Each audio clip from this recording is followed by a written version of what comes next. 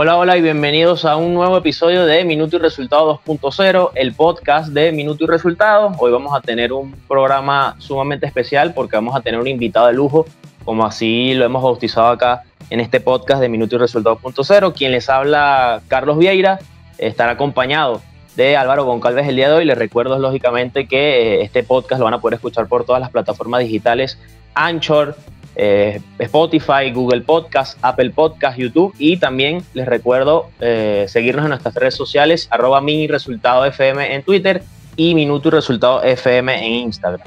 De inmediato pues le voy a dar la bienvenida a mi compañero el día de hoy que estará conmigo en este episodio de Minuto y Resultado 2.0, Álvaro Goncalves. Álvaro, bienvenido a este nuevo episodio de Minuto y Resultado 2.0. Gracias, Carlos, y gracias a todas las personas que nos están escuchando en este nuevo episodio. Y bueno, tal como lo dijiste, un invitado de lujo. Vamos a tener una muy buena conversación, más que de fútbol venezolano, porque traemos a uno de esos conocedores de nuestro patio y del balompié criollo, ¿no? Así que vamos a empezar de una vez. Así es, Álvaro. Bueno, como ya lo decíamos, un invitado sumamente especial el día de hoy que va a estar con nosotros. De inmediato entonces le vamos a dar la bienvenida. Como ya lo decía, es una cara muy conocida, ¿no?, dentro del periodismo venezolano y sobre todo dentro de nuestro balompié nacional. Él es Alfredo Coroniz, que está con nosotros el día de hoy en este episodio. Alfredo, es un gusto tenerte acá con nosotros y bienvenido a este episodio de Minuto y Resultado 2.0. ¿Qué tal, muchachos? El honor es realmente mío. Gracias por tomarme en cuenta para su programa, para su iniciativa. De verdad, son tiempos bien extraños, bien difíciles. Hay que, aparte de lo propio de la pandemia, también hacer esfuerzos para conectarse. Y bueno, también agradezco la paciencia que tuvieron para lograr esta conectividad y de verdad agradecido por la invitación. Así es, Alfredo. Bueno, ya lo decías, ¿no? El tema, y creo que es la pregunta de rigor que creo que en todos los medios de comunicación se hace hoy en día cuando tienen algún invitado con el que van a conversar sobre algún tema específico. En el caso nuestro, bueno, hablar de fútbol, pero antes preguntarte, ¿no?, ¿cómo estás viviendo este tema de la pandemia? ¿Cómo está el tema de la cuarentena en casa? Sí, bueno, primero con incertidumbre. Creo que todos andamos así. Lo que pudiera generar ansiedad de esta situación es que no sabes cuándo va a terminar. Pero en lo muy personal me he reencontrado con una gran pasión, que es escribir. Gracias a Dios estoy haciendo teletrabajo para páginas en el exterior. De hecho, apenas olí que iban a decretar un estado especial, un estado de confinamiento. Lo primero que le dije a quienes me contratan afuera es: mire, quiero redoblarme el trabajo porque voy a tener tiempo, porque no voy a salir de casa. Y creo que aproveché el tiempo para tener lecturas pendientes, investigar algunas cosas. Gracias a Dios he tenido la cabeza ocupada en ese aspecto, y también monitoreando, que eso tampoco el día a día no me daba chance, cómo asumen esta situación los medios extranjeros, sobre todo los deportivos, cómo asumir esta pandemia, que pudiéramos trasladarlo a algo macro, a cómo hacer periodismo deportivo en épocas de dificultades, guerras, pandemias. Y de verdad he tomado mucha nota de lo que han hecho, sobre todo en los lugares más sensibles como España, como Italia.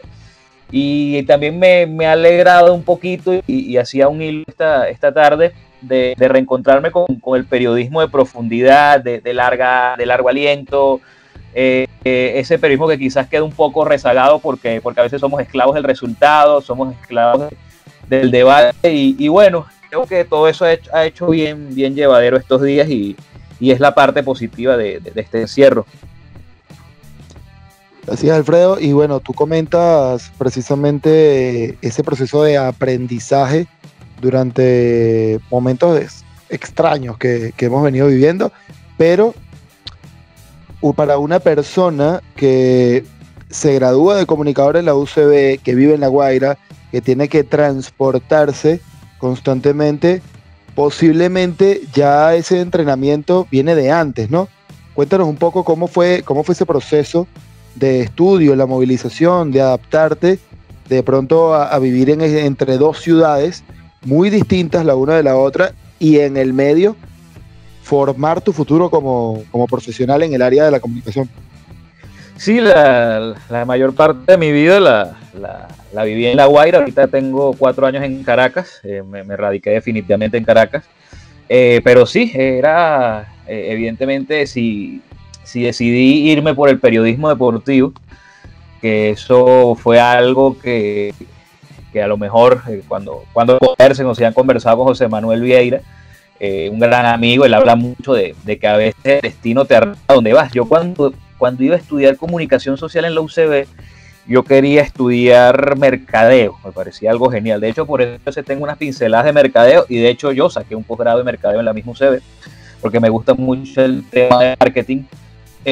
Pero fueron apareciendo cosas. Yo en mi colegio, lo digo sin pena, era un paria, porque mientras muchos veían el fútbol internacional, yo veía el fútbol de acá. Ahora afortunadamente las nuevas generaciones ya crecen consumiendo en grupo fútbol nacional, aunque el fútbol internacional sigue siendo prioritario, pero tienen mucha noción en el peor de los casos, tienen mucha noción de lo que pasa aquí. Y cuando yo hacía pasantías en la UCB, me tocó trabajar, de hecho cubrir algunas cosas de fútbol criollo que pasaban con Deportivo Italia, una visita de Richard Páez, algunas cosas que pasaban en la UCB. Y en 2004, cuando trabajaba ahí en la UCB, en la dirección de deportes, Gerardo Blanco, que ha estado toda la vida en Líder, llama al que era jefe mío, José Antonio Díaz, y dice: mira, recomiéndame un pasante porque vamos a sacar un periódico en el que le vamos a dar prioridad al fútbol venezolano. Y cuando me dice eso, era como un Disneyland de un soñador. Mira, un periódico de fútbol venezolano. En aquel entonces tú revisabas Meridiano, bueno, el Nacional era el que mejor llevaba el tema del fútbol venezolano toda la vida, pero revisabas Meridiano, revisabas el Universal, y veías la prioridad del fútbol internacional y un taquito pequeño del fútbol venezolano, y ese diario resultó ser nada más y nada menos que el diario Líder. Entonces cuando voy a la entrevista voy emocionado, y bueno, me toca ser el primer pasante de fútbol del diario Líder, y eso también demandó un sacrificio enorme de subir, estudiar, trabajar, salir tarde, volver a La Guaira. Pero como dice el refrán, sarna con gusto no pica. De verdad estaba sin saber, estaba cumpliendo un sueño, porque yo decía, después de la Copa América 2007 voy a cubrir la Copa aquí en mi país, que debe ser algo maravilloso. Después no vuelve la Copa Venezuela, y después de eso yo me retiro, me empiezo a buscar el mercadeo. Entonces salió otra cosa, viaje con selección, viaje con Libertadores, salieron tantas cosas que fueron acumulando, y hasta que un día me sinceré y dije: no, esto es lo mío, me hace feliz. ¿Saben cuándo me sinceré? Cuando fui a las clases del posgrado de mercadeo y me salía caminando en las clases a ver los partidos de Copa Libertadores cual muchachito de pregrado, y dije: no, Alfredo, no te engañes más, a ti te gusta el periodismo, es lo tuyo, y termina de entregarte al 100%. Y bueno, aquí estamos hablando de periodismo y fútbol, y fútbol venezolano específicamente. Alfredo, evidentemente, bueno, ya nos comentás lo que fue ese comienzo, ¿no?, en el mundo del periodismo deportivo, pero no solo eres periodista deportivo, ¿no?, como ya decía Álvaro, también egresado de la UCB, sino que también tienes tu título de locutor, ¿no? Tú eres locutor certificado, incluso también el productor nacional independiente, y eso evidentemente te abrió las puertas con el tema del mundo de la radio, ¿no?, el mundo que nos apasiona a todos nosotros, porque realmente es un mundo maravilloso. Cuéntanos cómo fue esa decisión de no solo estar con el tema del periodismo como tal, de investigación, de escribir, redactar para, por ejemplo, como lo bien decías, con el tema del diario Líder, sino que además la radio también de algún modo te atrapó, ¿no? Mira, es que en mi casa, en La Guaira, escuchaba mucha radio. De hecho, mis primeros contactos con la radio fue con mi abuelo, que sintonizaba Radio Rumbos a eso de las 4 de la tarde, 4 o 5, y el legendario Pedro Zárraga tenía una especie de micro donde repasaba toda la actualidad del fútbol nacional e internacional. De hecho, mi abuelo, que es vasco, fue uno de los primeros que me dio unos lepes para encaminarme. Yo estaba pendiente de que hacía el Athletic de Bilbao, y en un momento primero tenía que escuchar los resultados de acá, y decía: bueno, qué fastidio el fútbol de acá, y me dio un lepe inolvidable. Me dijo: no, ese es el fútbol de tu país, siendo el vasco, ¿no? Entonces yo consumía mucha radio, las noticias, toda mi familia escuchaba radio, y era un medio al cual le tenía mucha admiración, mucho respeto, y a medida que evolucionaba en la carrera decía, caramba, a mí me gustaría ser esa persona que acompaña a la gente en sus quehaceres, en su traslado en carro, ese amigo invisible que está contigo, y algún día me gustaría estar ahí. Por eso en parte hice el curso de locución, que en su momento el curso de locución de la UCB te daba la exclusividad de hacer cuñas. Hoy en día la ley no la están haciendo respetar como es debido. Tener el título de locución te da ciertos privilegios, o debería darte ciertos privilegios, porque tienes la formación y la responsabilidad para comunicar. Y bueno, yo en algún momento tenía un poquito me cohibía mucho como tenía mi voz, y no me terminaba de adentrar en la radio, hasta que un día Hernán Rodríguez me dijo, mira, tú sabes bastante de fútbol, todo el mundo te reconoce, acompáñame a comentar un partido para Radio Continente, y nos vamos los dos, el tipo nos paga pasaje, tú te vas tenía un carro en ese momento, y nos fuimos en carro allá, y bueno, transmitimos, y yo era el comentarista, y bueno, al escucharme, mira, no sonaba tan mal, y recordaba que yo era el que hacía las lecturas en el colegio, y otras tantas cosas que bueno, mira, yo creo que es más un medio escénico que otra cosa, y a partir de ahí fui agarrando vuelo. Después tuve un proyecto con Pablo García Escorihuela en Radio Familia, que después fue Clásicos 94.9, lo que hoy es Líder, y al final, cuando sale el proyecto de Deportiva, que al principio no se llamaba Deportiva, se iba a llamar Radio Meridiano, y haciendo ese uso del puente de que era una radio de Meridiano, que iba a tener los talentos de Meridiano Televisión, y bueno, yo hablé con Hernán casi que al mismo tiempo, y mira, tú estás en la radio, a ti te gusta esto, vas a tener un programa de radio, e iba a ser un programa desde la redacción, pero ocurrieron algunos incidentes, bueno, que no vienen al caso, y no terminó siendo Radio Meridiano, sino al tener la señal, una concesión para deportes, FM Center y AM Center, que es la misma empresa, dijeron, mira, vamos a sacar una radio deportiva, y salió Deportiva, y ahí nace Conexión Goleadora, y bueno, ya tengo 6 años o rumbo a la sexta temporada, sí, 6 años, cumplimos 6 años en mayo, y me he sentido contento porque es otra cosa, o sea, es magia, la radio es magia, la gente se imagina escenarios y tú tienes que saber cómo dibujarlos, cómo transmitir la información, cómo acercarte y saber expresar esas cosas, y también, gracias a la tecnología, incorporar los comentarios de las personas, y para mí ha sido un viaje maravilloso esta etapa de Conexión Goleadora. Yo estoy muy enamorado de la radio, y de hecho, bueno, está ahí con mis pasiones de escribir y la radio. O sea, la radio quizás le ganó por un poquito al tema de la escritura, pero de verdad es algo maravilloso, porque es una charla, es una tertulia, y tiene una magia que te lo digo, que he estado en todos los medios, en televisión, en web, hasta en agencias de noticias, he trabajado en revistas, y nada como la radio. La magia de la radio es insuperable. Justamente, Alfredo, comentabas ahora las distintas experiencias que has tenido, y comenzaste en Líder, pero te estableciste en Meridiano. Eres un asiduo de la escritura, eres un hombre de letras, pero terminas haciendo una gran trayectoria que continúa en el mundo audiovisual. ¿Cómo fue esa etapa del ingreso, y además de establecerte en Meridiano Televisión, que para aquella época era sin duda el trampolín y la meca del deporte en Venezuela? Sí, bueno, realmente en Meridiano, a ver, vamos a hacerlo un poquito como un timeline. En Líder yo empecé como pasante, me fui formando para mí los mejores.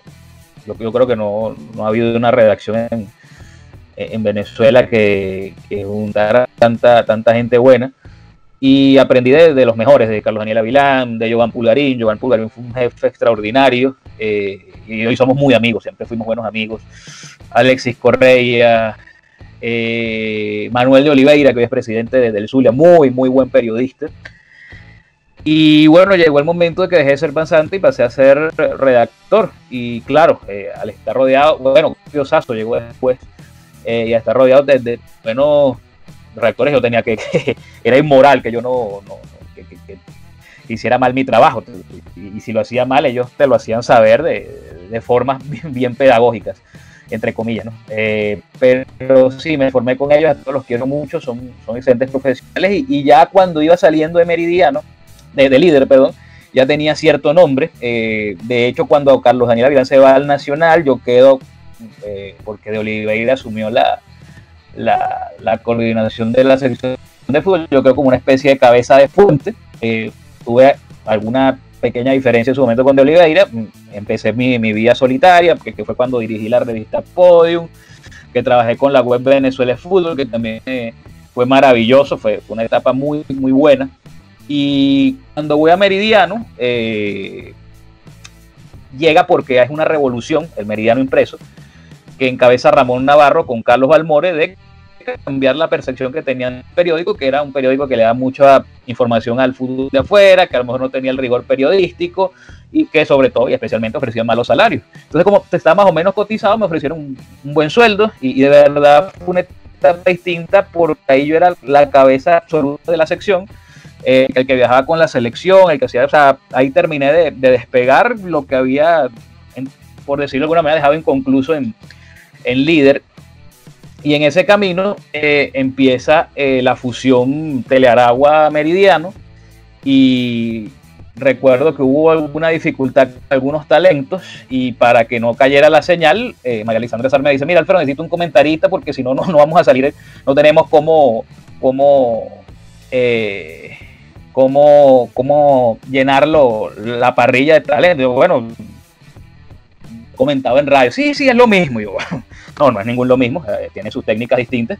Y ahí en esa alianza TLT, Meridiano, Telearagua, bueno, ahí di mis primeros pasos en la televisión. Poco a poco agarré más partidos y bueno, al final, por un tema medio político, pues terminé saliendo y ahorita de nuevo estoy en televisión con DirecTV, que de verdad es algo espectacular. Y bueno, por ahí va la cosa de la trayectoria que me preguntabas, ¿no? Pero realmente Meridiano Televisión como tal, yo no pertenecí, sino a esa alianza. Alfredo, de hecho, bueno, Álvaro decía, ¿no? El tema de que de tus primeros pasos en el mundo del periodismo, que te lograste establecer en el diario Meridiano, que eso también además te abrió las puertas, como ya lo decías, hasta el punto que actualmente trabajas con DirecTV en cobertura, de hecho, en copas internacionales, copas sudamericanas. Pero el hecho de haberte establecido, ¿no?, como periodista, y de la manera en que lo hiciste, te valió en el año 2016 un reconocimiento importante, ¿no? Periodista del año en representación del diario Meridiano, ¿no? Creo que quizás ese fue un momento cúspide dentro de tu carrera como periodista deportivo, ¿no? Sí, bueno, entre otros tantos, porque yo en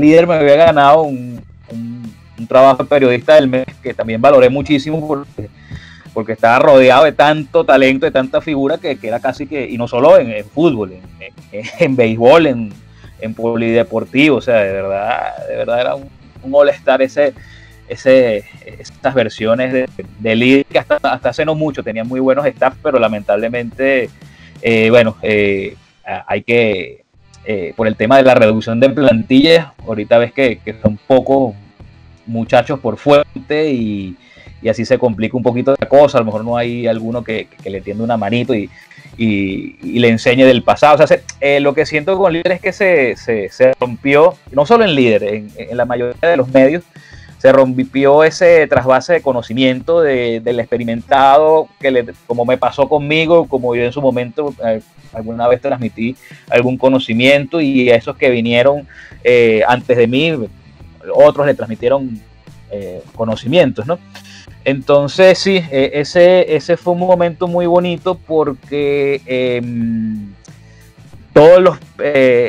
desde que se instauró el premio, todos los redactores del año eran de béisbol, porque Meridiano, más allá de esa transformación que te comenté, había sido un periódico netamente, y sigue siendo un periódico netamente dedicado al béisbol, porque según sus cuentas el béisbol es lo que más vende.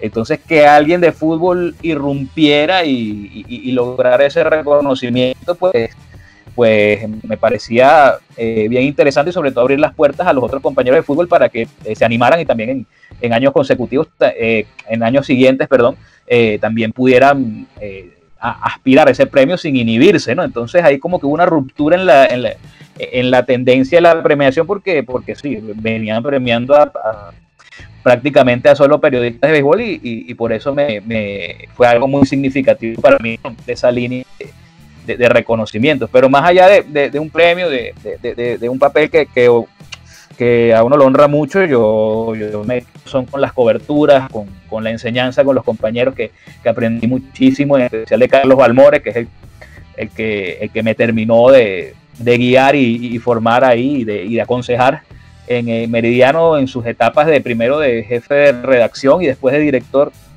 Y eso es con lo que me quedo en Meridiano, ¿no? Como vemos las coberturas, como en esa revolución que se planteó, todavía había recursos en el país, y a donde fuera la selección yo iba. O sea, yo estuve en Chile, viajé por todo el continente y con todas las comodidades posibles. De hecho, fui hasta un mundial de fútbol playa en Ravenna en 2011, porque estaba Venezuela. Entonces, eran coberturas de verdad, porque una de mis premisas es que el periodismo es presencia. Tú tienes que estar ahí y tienes que contar lo que ves, y para hacer eso tienes que estar en el lugar. Hoy, lamentablemente, por la crisis económica, ese tipo de coberturas son pensadas. Alfredo, estás haciendo un viaje, ¿no? Por todas esas cosas que hiciste en Meridiano, y es imposible dejar pasar que, a pesar de Meridiano, también tu viaje comienza en sitios históricos, no solamente esta planta de tanto televisiva como impresa en el deporte, sino también un paso por Continente, que fue una emisora muy importante. También estuviste en el equipo de redactores de Santillana, que no es poco decir. Por ahí se leyeron tus letras en Fútbol Sapiens hasta hace no mucho. Entonces has tenido como una trayectoria de empresas y de nombres muy marcados en la historia del periodismo venezolano, y que lo has complementado con esos viajes. ¿Cómo ha sido ese proceso? No sé si de suerte, si de estar en el momento acertado, pero que has contado con una gran experiencia y grandes profesores, ¿no? Sobre todo en ese comienzo de Continente, y también el paso por Santillana. Sí, en Santillana fueron unos proyectos que me enlazaron freelance. Y bueno, sí, haber estado, bueno, de hecho también estuvimos no como programa fijo, sino haciendo transmisiones, porque era una productora que a su vez avisaba a Hernán Rodríguez, y a su vez le armaba su staff. Y bueno, le hicimos muchos partidos de selección en Radio Continente. Creo que en Radio Rumbo también hicimos unos cuantos. En Radio Deporte llegué a hacer 2, llegué a estar en la cabina de Radio Deporte. Y fíjate, sí, es una conjugación de varias cosas, ¿no? Yo creo que el primer, si se quiere, golpe de suerte fue el diario El Líder. No, mira, alguien que le gusta el fútbol venezolano y a principios de siglo, o a finales del siglo XX, le decían que iba a haber un periódico exclusivamente deportivo y que le iba a dar prioridad al fútbol venezolano, al béisbol venezolano, y no solo al fútbol y al béisbol venezolano, sino también al deporte olímpico como tal.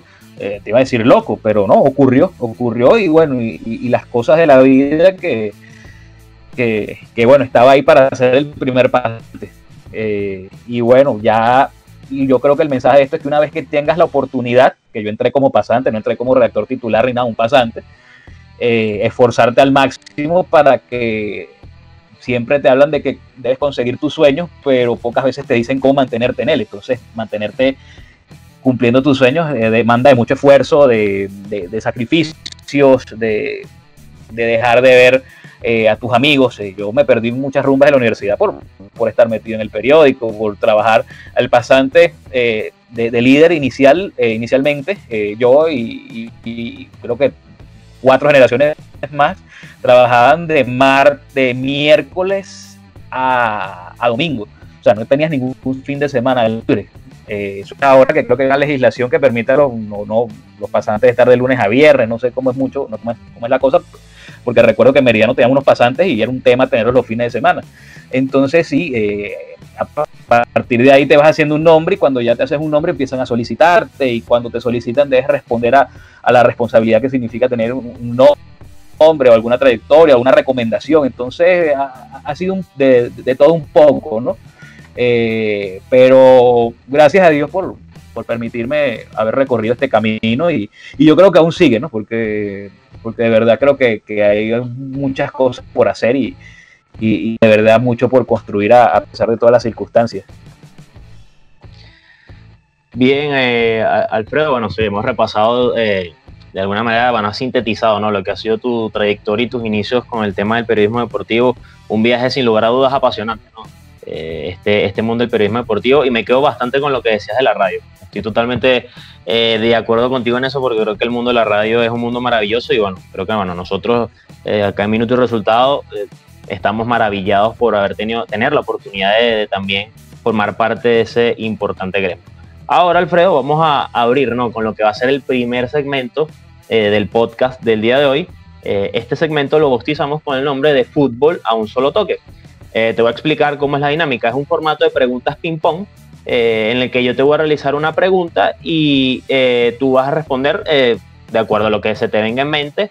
Esto en el marco, en el contexto futbolístico, puede ser internacional o nacional, como bien te parezca o bien te venga la respuesta a tu mente. ¿Está bien?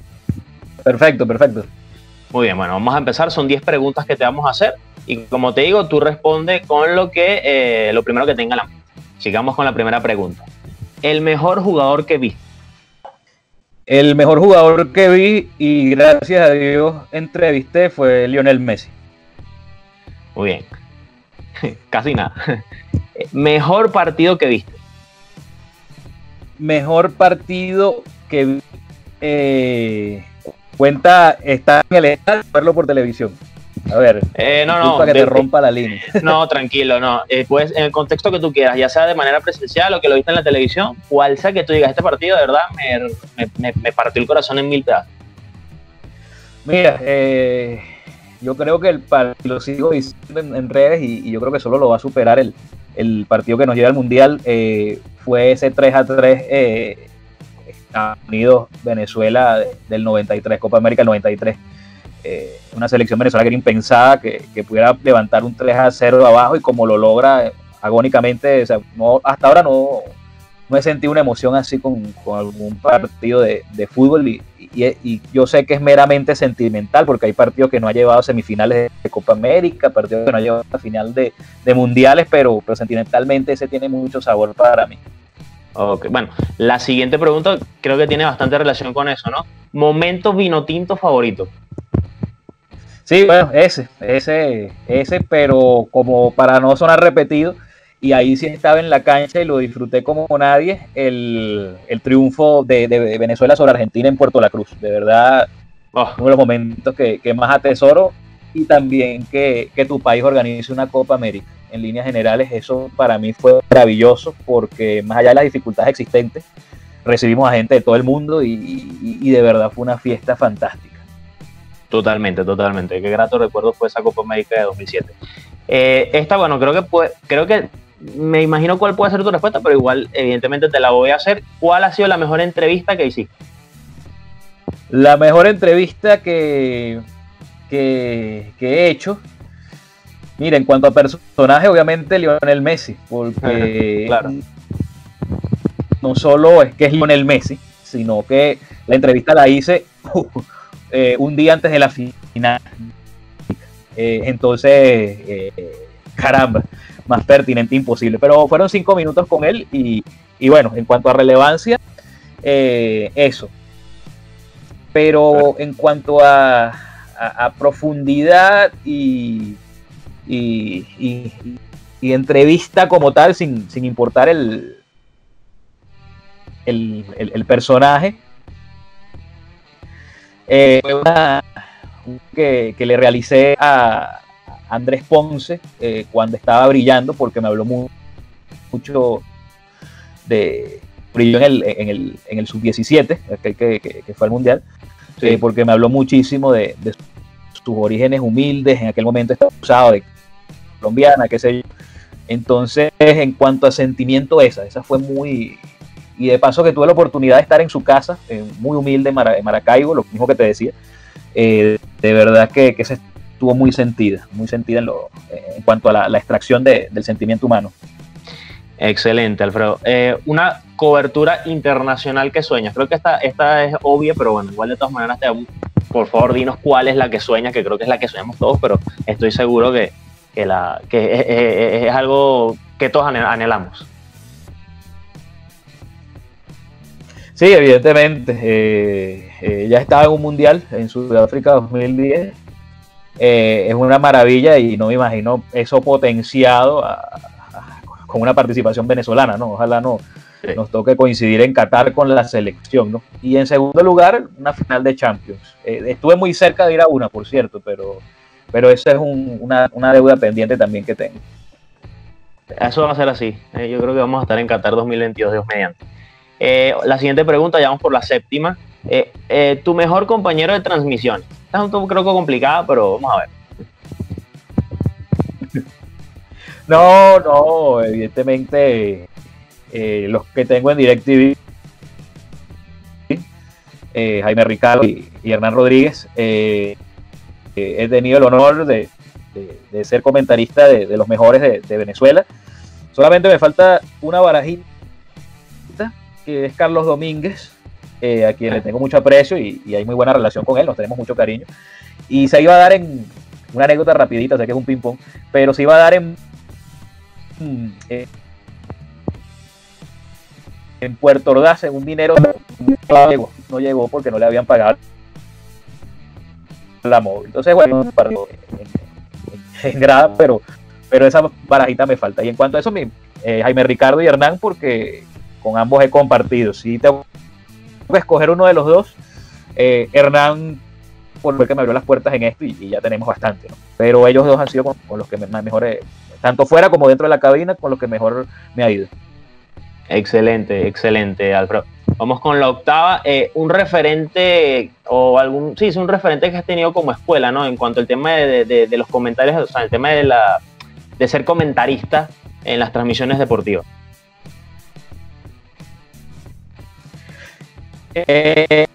Daniel Chapela.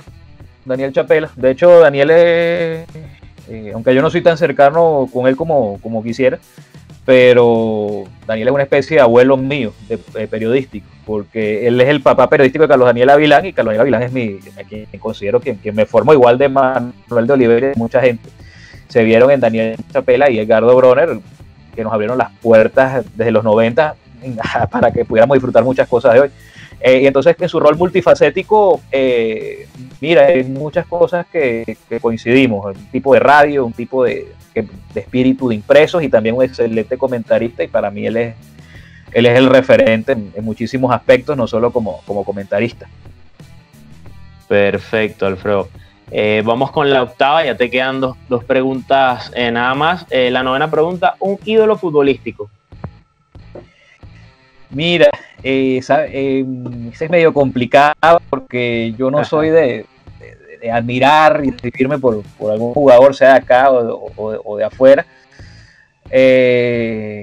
Pero de Venezuela siempre me gustó cómo jugaba y la actitud que tenía Gabriel Urdaneta. Me parecía fenomenal. Y fue José Berría, que terminó siendo, sin saberlo, me enteré años después, primo mío lejano por parte de familia en el País Vasco, ¿no? También Julen Guerrero me gustaba muchísimo, y bueno, de los más populares me quedo con la magia de Zinedine Zidane, que era algo de otro mundo. Fenómeno, Zinedine Zidane, claro que sí. Y bueno, la última pregunta, un ídolo para ti en tu vida. Ídolo en mi vida, en lo personal,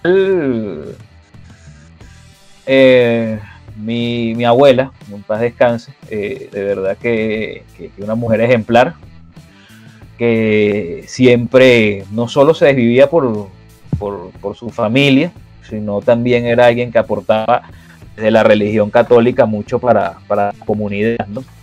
Entonces fue un modelo a seguir en cuanto al esfuerzo, a tesón. De hecho, ella me impulsó muchísimo a estudiar una carrera, porque sí, usted tiene que sacar una carrera para que sea alguien en la vida, y bueno, tuve la fortuna de que me pudiera ver ejercer, leer mis notas, escucharme en radio, y en lo último espero que se haya llevado alguna memoria mía en televisión, ¿no? Pero de verdad nada como la abuela de uno. Bueno, muy bien, Alfredo. Superar la prueba, creo que bueno, a un solo toque estás ahí gestionando bien esa mitad de la cancha. Así que muy bien esas 10 respuestas en esta dinámica de ping-pong. Bueno, como ya decía, no, esto fue el primer segmento de nuestro podcast. No fue tan ping-pong, pero bueno. Bueno, pero ahí moviste la pelota, pues moviste los hilos del partido, que es lo importante. Manejaste los tiempos, que eso es fundamental en el fútbol de ahora. Bueno, como decía, no, este fue el primer segmento Creo que de nuestro... pisé mucho el balón. Bueno, pero está bien. Este fue nuestro primer segmento del podcast de Minuto y Resultado 2.0, Fútbol a un solo toque. Bueno, ya volviendo nuevamente a la tertulia, ¿no?, que teníamos, te quería comentar, ya tocando más el tema futbolístico. Por ahí supe que hiciste un diplomado como entrenador de fútbol con el profesor Noel San Vicente, con Chita. Eso fue en el año 2009. Cuéntanos un poco de esa experiencia, qué tal fue hacer un diplomado con un histórico, un luminario de nuestro fútbol venezolano como es el profe Noel San Vicente. Sí, de verdad que fue una gran iniciativa que tenía Noel San Vicente, pero lamentablemente en ese entonces Noel estaba peleado con la federación, con Rafael Esquivel, porque bueno, de verdad no era solo Noel, sino Caracas, había pasado lo del Cúcutazo, no eran las mejores relaciones Noel San Vicente con la federación, y lamentablemente ese diplomado no tiene la certificación de la federación que te puede servir para tener algún certificado internacional Conmebol, ¿no? Pero era muchísimo, unas cuantas veces más completo ese diplomado que los cursos para ser entrenador de la federación, porque en aquel momento no sé si habrá cambiado algo, espero que sí, porque Conmebol ha sido muy exigente con el tema. Ibas 4 sábados al Brígido Iriarte y mira, aquí tienes el primer nivel de entrenador. En cambio, esta propuesta de San Vicente era muy completa porque hubo invitados internacionales, pero de renombre. De hecho, hubo una clase que, más allá de la clase de Noel, que Noel dio una masterclass de pressing alto, Nadini, o sea, el preparador físico de México hoy, dio unas clases espectaculares de preparación física, de verdad que era una meca de conocimiento, y bueno, gracias a Dios muchos de los que están ahí, que estuvieron ahí conmigo y son técnicos, Estífano, Rey, Pájaro Vera, Johnny Ferreira, unos cuantos que bueno, que compartían en ese momento mucho la actividad deportiva con asistir a ese curso. Y me marcó mucho fue la ponencia del preparador físico de Liga de Quito, que fue a jugar el Mundial de Clubes, no recuerdo el año, y bueno, le tocó enfrentar al Manchester, y el tipo, hablando de cuestiones de primerísimo nivel, o sea, un Mundial, enfrentar a un equipo de primerísimo nivel, y él veía las diferencias, y creo que es una clase que te marcó nutrió tanto, porque es la gran experiencia que todos les gustaría vivir, o sea, estar en un Mundial de Clubes, ganar una Libertadores, codearse con lo mejor, porque eso es lo que necesitamos. A veces siento que muchas veces nos vemos mucho la cara en cuanto a temas formativos, y quizás en muchos aspectos de nuestro fútbol necesitamos dar un salto superior, pero fue una maravilla ese curso, y lo hice porque evidentemente si quería dedicarme a hablar de fútbol tenía que conocer mucho más la disciplina, ¿no? Las entrañas para hacer un análisis profundo y pertinente. Eso me ha ayudado muchísimo, evidentemente con sus respectivas actualizaciones empíricas más que todo, para hacer buenos análisis a la hora de ser comentarista. Alfredo, hiciste el curso de DT, has trabajado muchísimo con el fútbol. Cuando te toca hacer estas coberturas internacionales de las que has hablado, llega una persona que no solamente sabe de fútbol a nivel histórico, sino que también maneja la parte corporativa con todos estos temas de licencias que has estado comentando en tus perfiles digitales durante los últimos días, semanas, y además tienes conocimiento como director técnico. ¿Cómo te preparas en cada una de estas citas periodísticas, pero que terminan siendo una verdadera experiencia futbolística dentro y fuera de la cancha? Sí, primero, cuando me tocó una cobertura, primero hay que ver los objetivos de la cobertura, dependiendo para el medio. La más apasionante y la más estresante, y en algunos casos la más ingrata, era la de impresos, pero de verdad uno como disfrutaba, porque tenías que entregar a cierta hora, porque esa hora cierra el periódico para mandar el periódico a imprenta y que se imprima y que llegue a todo el país. De hecho, en Meridiano y Líder siempre tuve 2 horas de cierre, una a las 7 de la noche y otra a la medianoche. A las 7 de la noche era la que llegaba al interior del país. Entonces, si por casualidad el partido era antes de las 7, mire, eso era un estrés enorme porque tenía que entregar esa hora. Muchos partidos empezaban a las 5 y terminaban a las 6:40 y ya tenía toda la nota hecha y bueno, a mandar, y después para el otro cierre mandaba las entrevistas. Era algo que disfrutaba bastante. Y ahí tenía las exigencias de que, mira, a ti no te puede tubear nadie, a ti no te puede sorprender nadie si sale una información. De hecho, hay algo muy bonito que hoy somos muy buenos amigos, y fuimos rivales como cabezas de sección, Juan Cifontes y yo. De hecho, muchas personas no pensaron, mucha gente me decía, mira, ¿cómo vas a trabajar con Juan? Si usted... No, pero es que era algo sano, o sea, siempre tuvimos claro de que éramos colegas y nunca hubo enemistad, pero Juan es un periodistazo, un excelente reportero y bueno, me exigía que yo no podía permitir que en Líder saliera algo que yo no tuviera, y por la otra era viceversa. Entonces él también me reconoció, mira, de hecho cuando yo renuncié a Meridiano, a mí me sorprendió que él sacara un tuit diciendo que como de alguna manera reconociendo eso, esa rivalidad que nos hizo crecer a ambos, y ahora que somos amigos y hasta hace poco compañeros en Conexión Goleadora, lo hemos comentado bastante, que al final el que terminaba ganando era el periodismo y el lector, o sea, porque comprabas Meridiano y Líder, y entonces yo hacía un trabajón, o algún compañero hacía un trabajón, y Juan hacía un tremendo trabajo, o alguno de los maravillosos compañeros que tuvo Juan, como Roalber, como Giuseppe Palmariello. O sea, la competitividad te animaba a ser mejor periodista, y lamentablemente por la crisis general eso no lo ves. Entonces ahí en el tema impreso eso era bien apasionante, y es una adrenalina a millón que era espectacular. En cuanto si vas a radio, fíjate que lo disfruto bastante porque es un poquito más tranquilo. Si, cuando teníamos el programa todos los días, mira, viajaba con Caracas o viajaba por mi cuenta o tenía alguna cobertura periódico radio, armaba mis audios, los mandaba, algo más elaborado, iba más del proceso de producción, que también iba de la mano por la hora del programa de radio, marcar la agenda setting, o sea, es que era temprano el programa, decíamos, mira, qué sé yo, se lesionó fulano, se escucha en la mañana en Conexión, y bueno, el resto del día los demás, muchos medios se pegan a la información.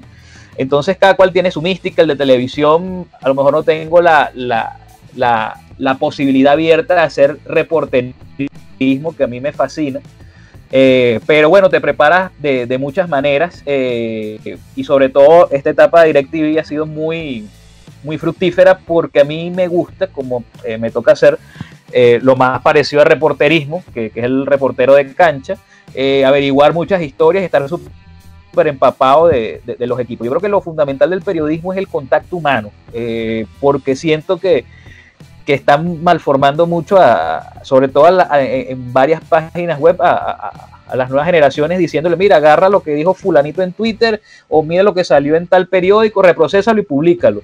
entonces no le estás dando la oportunidad a ese periodista joven de hacer periodismo real, que es tener el contacto directo con el protagonista. Claro, el protagonista es inalcanzable, o sea, no vas a llamar a Messi para hacer una nota previa al Barcelona y no te queda de otra.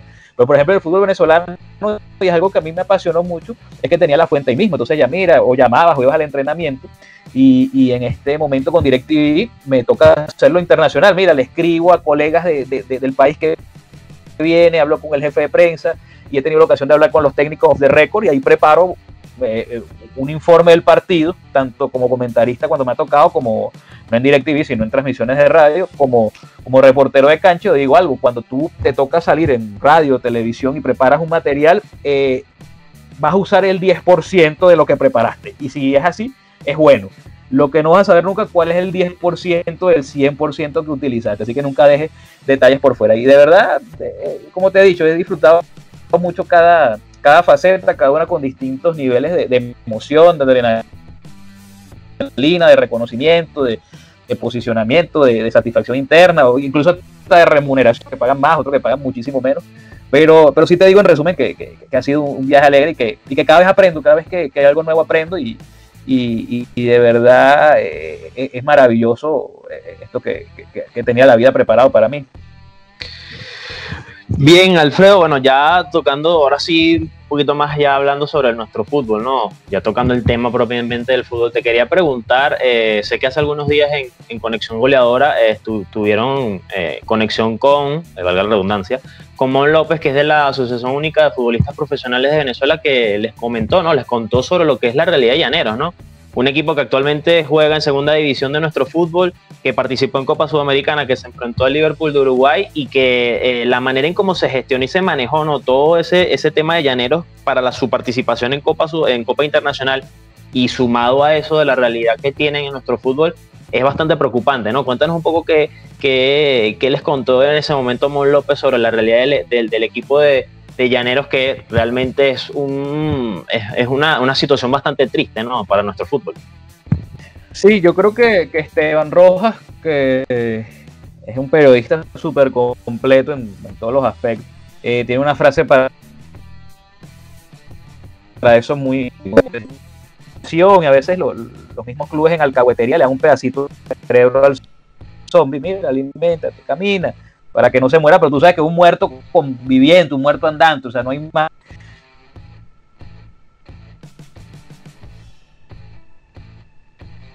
Y bueno, terminó haciendo la copa, se presentó para un torneo, y un torneo con 19, un torneo cojo. No aprendieron la lección, y pasó lo mismo con Llaneros, que desde hace rato estaba mostrando la piel verde de zombie, se le salió un ojo y se le caía el pelo, y tenía la camisa rota, y parece un zombie. No parece un zombie, es un zombie llanero. Y bueno, se dio lo que había, ¿no? Se dio lo que estaba previsto. O sea, a veces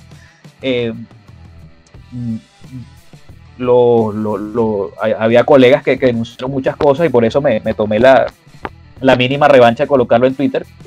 No me tocó a mí, pero sí le tocó a unos colegas conocidos, unos jóvenes colegas conocidos, que dijeron: mira, en Llaneros está pasando esto, no están comiendo.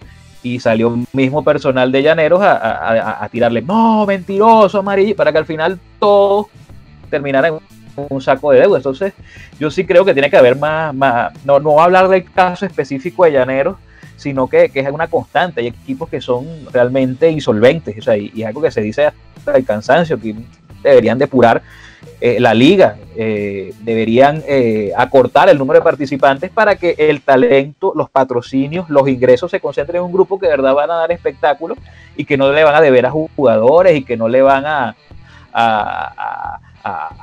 faltar a los compromisos. Entonces lo triste de todo esto, muchachos, es que es algo que estaba cantado, no fue algo sorpresivo, que de repente quebró Llaneros porque cayó la bolsa, ¿no? O sea, no, es algo que había sido paulatino y anunciado, y lamentablemente son condescendientes con equipos que no deberían estar en la máxima categoría del fútbol. Alfredo, y tomando en cuenta además que todo esto termina siendo un escándalo con aquellas imágenes entrenando en un parque, con la polémica, con la gran cantidad de personal que termina viajando con el equipo dejando en suelo venezolano a jugadores que tal vez hubiesen sido un poco más esenciales.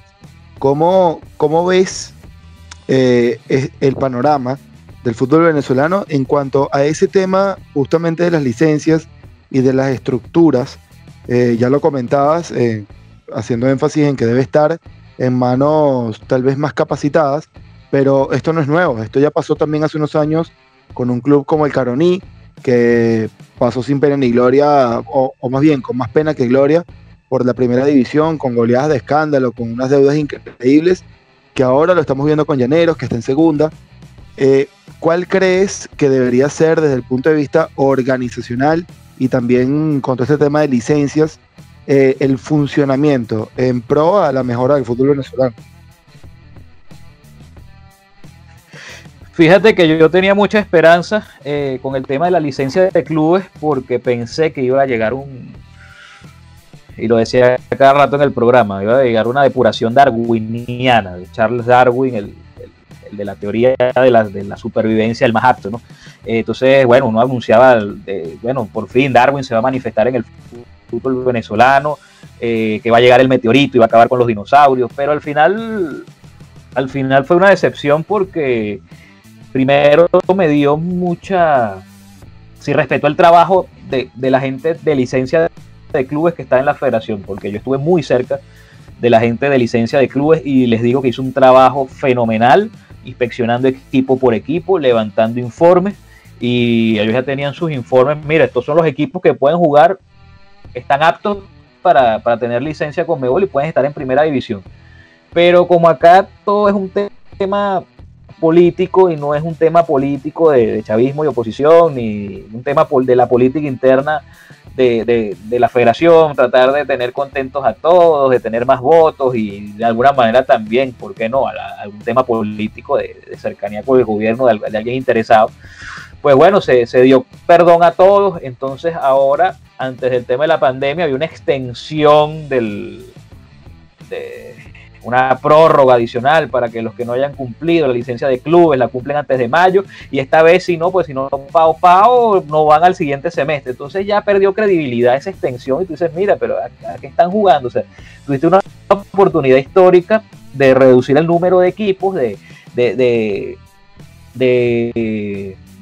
hacerlo una liga más llamativa, más competitiva, concentrar los ingresos que vengan del exterior y hacerlo medianamente sustentable en un país que está hundido en crisis, pero lamentablemente no, o sea, no, se siguió dando largas, se siguió dando chalecos salvavidas a quien no lo merecía, y mira, las cosas pasan, son inevitables.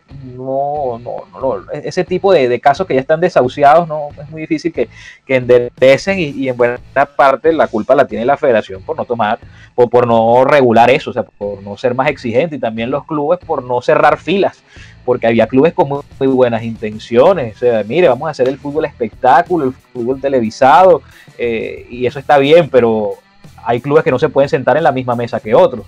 Entonces por ahí va la cosa. Creo que es un poquito de exigencia, no le vendría mal a este fútbol, y delimitar, miren, para estar en primera división, aparte de los méritos deportivos, usted debe cumplir con ciertas pautas, y listo. Alfredo, bueno, ya que hablas de temas de limitantes y con respecto a nuestro fútbol, es lógico y es pertinente preguntarte tu opinión sobre la propuesta que hizo la Liga Fútbol sobre el tema del tope salarial, que de hecho ya la Asociación Única de Futbolistas Profesionales se pronunció al respecto, rechazando, ¿no?, dicha propuesta. Pero tu opinión al respecto, en lo que parece que es una medida, creo que bastante complicada, ¿no?, de una propuesta un tanto para analizar la profundidad y desmenuzarla bien, tomando en cuenta la realidad que eso puede significar, ¿no?, para los equipos y sobre todo para los jugadores, ¿no? Sí,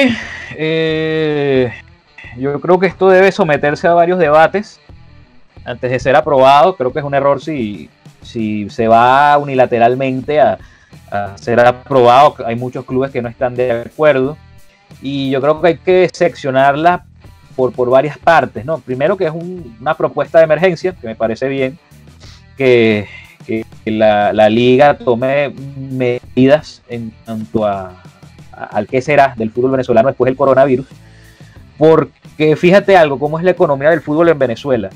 Aquí no va a haber pérdidas por ingreso de taquilla. Los ingresos de taquilla aquí son pírricos, o sea, y no es porque en algún equipo no le va nadie al estadio, y a lo que le van pagarán menos de $1 la entrada. Entonces, si van 1.000 personas, 2.000 personas, $2.000, la cuenta es fácil. Ponte un equipo que metió 5.000 personas un día, 6.000, bueno, asiste $6.000, que con eso pagas el mes de tu mejor jugador. Entonces, los ingresos de taquilla son pírricos. Los anunciantes son pocos los que tienen realmente un anunciante, un sponsor como tal, y los derechos de televisión no existen porque más bien los clubes le estaban pagando a TIH Producciones para que le levantara la señal. Entonces, por ese aspecto, y aparte en este tema de la pandemia te ahorras viajes. Entonces, por ese aspecto, no te verías golpeado, pero por eso mismo, por lo que menciono, los clubes dependen es del aporte de capital de los dueños, de los socios, y esos dueños o socios tienen otros negocios que evidentemente sí se van a ver afectados por esta rescisión que creo que es inevitable. Entonces yo sí creo pertinente que tomen medidas para poder paliar la situación ahora. Hay medidas hay puntos que yo creo que son insostenibles. Por ejemplo, empecemos de clubes hacia jugadores. A mí me parece injusto que un equipo en buena lid gane su cupo internacional y tenga que repartir su plata porque solo para sostener. Y más aún, y esto sí es una opinión bien personal y me hago cargo de ella, y más aún si hay equipos que no me gustaría mencionar por respeto, pero vamos a poner Cachicamo Fútbol Club. Está Cachicamo Fútbol Club, que no le paga a sus jugadores, que es un desastre estructural, que es una soberana desgracia. Entonces, ¿por qué tengo que venir yo, que me gane un cupo a Libertadores, mantener un equipo que no debería estar en la misma liga que yo? Entonces, por ahí me parece muy injusto eso de la repartición de los cupos, del dinero obtenido por competición continental. Claro, evidentemente, ¿de dónde saco dinero para poder sostener la liga si no tengo un canal que me patrocine, si no tengo un sponsor? Pero tampoco me parece justo que martilles, que le des golpes a quienes necesiten ese dinero. Y de paso, el ejemplo actual, o sea, Caracas le hace falta su dinero, sus $3 millones. O sea, Caracas no es un equipo bollante, igual que Estudiantes de Mérida. O sea, Caracas es un equipo autofinanciado. Entonces, no sé si les tocará a ellos esa etapa, suponiendo que se apruebe esto, porque entiendo que es para el año que viene ese tipo de colecta, pero me parece injusto. Y el tema del salario de los jugadores, sí, son topes que limitan mucho, y lo que van a promover es la doble contratación. O sea, por ejemplo, yo contrato a qué sé yo, a Carlos Vieira. Mira, Carlos Vieira, te va a pagar el límite, $1.500, pero como yo sé que Carlos Vieira es muy bueno, por debajito le paso $10.000 y no están registrados en ningún lado. Ahora, ¿qué sucede? El día que yo no le pague los $10.000 a Carlos Vieira, él no va a poder reclamar en ningún lado porque el contrato dice $1.500. Entonces yo, mire, no, señores, yo le pagué esos $1.500 a Carlitos, donde él saca que, por Dios, que le debo $1.000. Entonces, eso va a traer muchos problemas. Los pisos salariales son muy bajos. A lo mejor desmotivas a un juvenil que a muerte estudiando una carrera, ¿no? Para ganarme $500, mejor pongo a hacer no sé qué cosa. Y yo creo que debe ser revisado. Así de entrada no me convence mucho la propuesta de la liga, que sí saludo el tema que esté buscando previsiones para sostener el impacto que viene, pero yo creo que también pasa porque no aprovechar la circunstancia para depurar de una vez. Miren, ustedes vamos a tener los clubes que son, o sea, y no puede estar aquí en primera división, pero yo sí creo que debe ser sometida a no uno, a varios debates esta propuesta. Alfredo, justamente mencionabas el caso del Caracas, y en contraste a lo que hemos venido hablando, es un proyecto no solamente ambicioso, sino que se sustenta en el tiempo, y por todas sus aristas. A nivel de empresa es muy sólido. A nivel deportivo, cada vez que lo necesita se reinventa y aporta jugadores jóvenes muy interesantes, como el caso de Flores y Contreras este año, y casualmente en copas internacionales ha presentado una muy buena cara. ¿Cómo ves tanto a Caracas como a Estudiantes de Mérida, que es el otro equipo, en este andar de Copa Libertadores y obviamente contrastando con el desastre que fueron los clubes venezolanos en las fases previas de Sudamericana y bueno, lo que también sucedió con el Táchira en esa previa al grupo de Libertadores.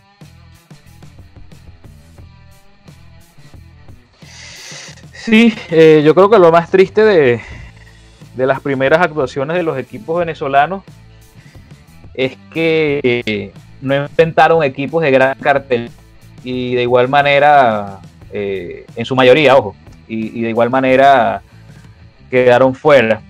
Lo de Táchira, bueno, perder 4-0 contra el Independiente de Medellín, que sí es un equipo con historia y recorrido, pero en ese momento el DIM no tenía, no estaba viviendo un buen momento deportivo y más bien lo leía a los aficionados del equipo tener muchas dudas respecto al club.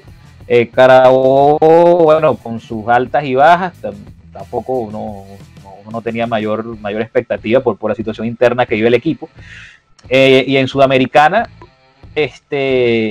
Mineros con Richard Páez y una plantilla bien interesante, con Sportivo Luqueño, que es un equipo que eso sí me tocó vivir de cerca esos partidos, no es un equipo que sea, es un equipo más bien que venía muy mal en Paraguay. Los uruguayos que vinieron, bueno, a Llaneros le tocó el más feo, Liverpool, que venía de eliminar a Nacional en la Supercopa,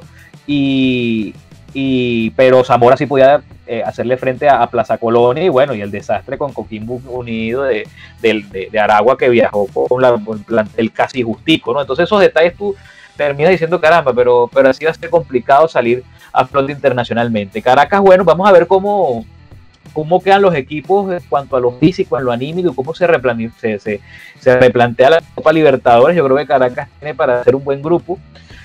Aprovechó un momento bajísimo de Boca para sacar un punto, que eso está bien siempre, y yo creo que tiene alguna buena oportunidad en este grupo. Creo que tomando en cuenta lo último que se vio, lo más complicado que va a tener es Libertad, y va a ser un rival muy duro, Libertad de Paraguay, que tiene un plantel bien interesante. Pero insisto, esto haciendo cálculos de acuerdo a cómo terminó todo antes de esta pausa, que evidentemente yo creo que el tema de la Libertadores eliminatoria y competición internacional va a estar muy complicado, porque el coronavirus no se va a detener al mismo ritmo en todos los países. Entonces a lo mejor es apto jugar en Paraguay, pero no es posible jugar en Brasil, y así se irá viendo. Y Estudiantes de Mérida sí le tocó un grupo bien complicado, con Racing, con Nacional, con Alianza, todos históricos en sus países. A lo mejor con Alianza se podría dar golpes, pero de verdad, pecó de ingenuo contra Racing, tenía para hacer algo más, pero hubo mucha ingenuidad. Yo creo que a Estudiantes le faltó un poquito más de esa chapa jerárquica que te da la continua competición internacional, y tampoco creo que se haya reforzado a conciencia para asumir una competición de esa magnitud, ¿no? Entonces, que es algo que reclamaba mucho en Mérida. Pero es lo que tenemos, y bueno, habrá que esperar cómo se reconfigura todo en el ámbito internacional, que creo que por ahí es el punto de partida de lo que pueda venir con Estudiantes y con Caracas. Sí, bueno, Alfredo, decías o tocabas, ¿no?, un tema importante, ¿no? El tema del ámbito internacional, el hecho de que, bueno, como te comentaba ahora, por dar el ejemplo de jugadores como Anderson Contreras, el tema de jugadores jóvenes que, por ejemplo, el caso de Caracas está formando, y que al final, bueno, eso es un producto que beneficiaría también en un mediano o largo plazo a la selección nacional la Vinotinto.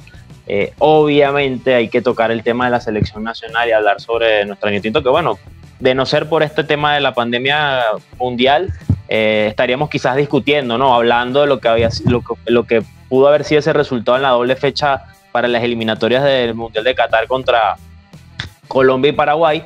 Pero bueno, la pregunta de rigor en este caso, y sin dudas, es tu opinión, más allá de que antes de emitir quizás una opinión como tal, o una evaluación, que ya no tanto es una opinión, sino una evaluación de lo que puede hacer José Peseiro, es ¿qué te pareció a ti en el momento de ser designado, ¿no? Porque creo que fue una sorpresa que nos tomó a todos, más tomando en cuenta lo que se venía hablando del tema Sampaoli, que prácticamente ya estaba confirmado, ¿no? Que era cuestión de horas, cuestión de minutos.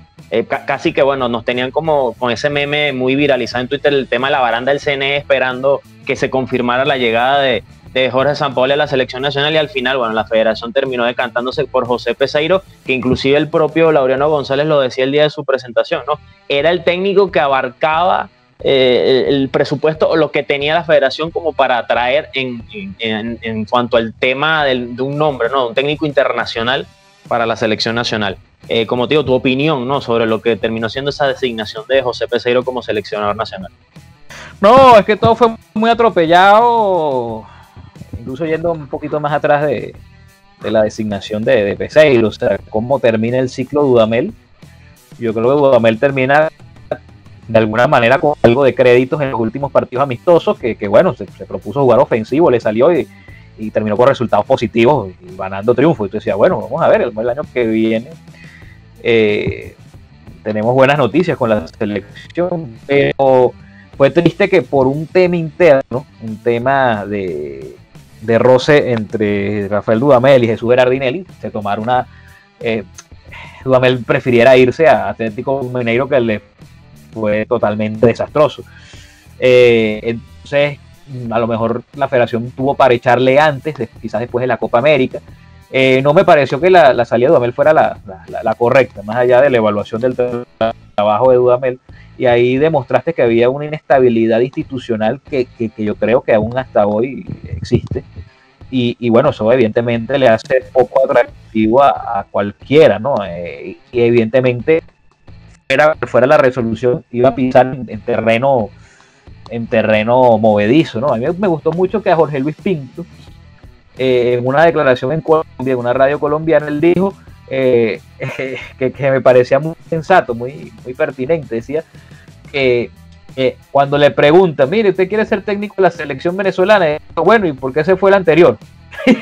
y había un silencio inexplicable. Entonces yo creo que a veces antes de eso tienes que dejar, ok, yo voy a aceptar este trabajo, pero ¿qué le pasó al que venía antes? Y yo tenía muchas señales, lo que pasa es que ahorita es muy fácil, ay, sí, ahora sí lo voy a decir, pero yo creo que el que seguía el programa, y sobre todo que era, ya empezamos en el ciclo de los sábados, y cada sábado decía, mira, teníamos algunos indicadores, al menos Esteban y yo, de que lo de Sampaoli no se iba a dar por diversas causas, y al final del ciclo de negociaciones empezaron a aparecer unas luces, mira, no, que no va, no, ya no, mira, no. Y terminó, bueno, evidentemente el tema del dinero, que me parece a mí también un poquito absurdo en un país como estamos, que se pague 6 millones de dólares con tantas vicisitudes que hay. Y llega la repentina, inesperada designación de Peseiro, que lo anunció a bola, anunciaron en Portugal, mira, él va a ser el técnico de Venezuela, y tú, bueno, hice un par de conexiones, contactos, no, sí, lo trae Laureano, entonces ahora menos entiendo. Y bueno, todo fue muy atropellado, y yo creo que caminar sobre ese camino tan movedizo no está tan bien. Entonces, supongamos que estamos en condiciones normales. ¿Dónde iba a evaluar a los jugadores? Lo vimos en la convocatoria, nosotros tuvimos acceso al segundo corte de Peseiro, que lo sacamos antes del de 39, el de la lista de 27. De ahí iban a sacar 3 jugadores, y después la federación mandó el corte ampliado, y decíamos, mira, lo mismo que Dudamel, o sea, y es que, ¿qué va a hacer? O sea, que no tienes más para agarrar. Y yo creo que lo más beneficioso que pudiéramos tener es que en medio de toda esta locura exista alguna fecha amistosa antes de la eliminatoria, para que por lo menos tenga un tipo de contacto más cercano, en solucionar otros problemas, entre otros el de Joseph y con el resto del equipo, que hay intención de reconciliación, que se vean cara a cara y hablen, ver cómo está el panorama, las tribus internas que hay en la selección. Es una gestión de recursos humanos, una gestión de grupo, de seres humanos, porque como en todos lados, mira, está el grupito de está el grupito de los subcampeones del mundo, está el grupito de los capitanes, está el grupito nuevo que no tiene grupo, y hay que saberlo gestionar. Entonces no podías darte el lujo de arrancar una eliminatoria con rivales a los que les tienes que sacar puntos sí o sí, de tener, bueno, no sé qué hacer, voy a medio seguir lo que hacía el técnico anterior.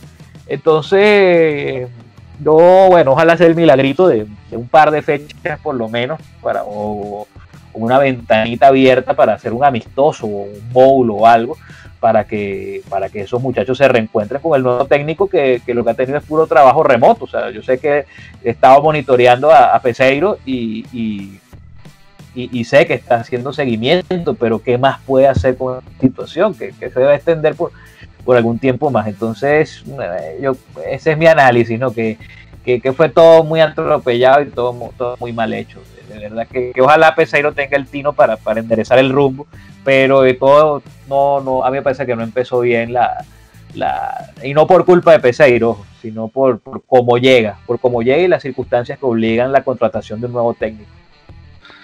Sí, ciertamente, porque bueno, al final lo que decías, y me quedo con eso que comentaba, ojalá que dentro del problema mundial que vimos con este tema de la pandemia se pueda abrir esa ventana, ¿no? Y ver quizás más o menos la idea que pueda proponer José Peseiro con respecto a la selección, tomando en cuenta algo muy importante, como también lo comentabas, ¿no? El tema de que tiene, creo que, de hecho se lo decían, incluso durante su presentación a la prensa aquí en Venezuela, aquí en Caracas, de poco conocimiento que podía tener del fútbol, tal vez hasta hablando sudamericano, ¿no? Pero en concreto de lo que nos interesa de la selección.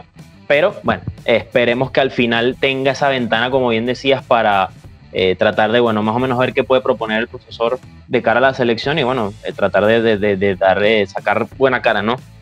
En ese inicio de las eliminatorias para el Mundial de Qatar 2022. Bien, Alfredo, ahora mi compañero Álvaro Goncalves te va a explicar lo que va a ser nuestro segundo segmento de este podcast el día de hoy. Y bueno, vamos a ver qué te parece lo que te va a proponer mi compañero Álvaro Goncalves.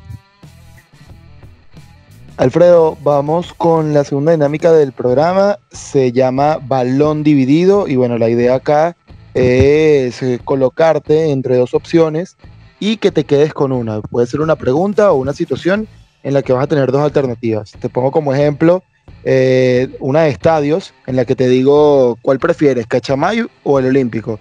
Y tú decides entre una de esas dos cuál es la que más te gusta.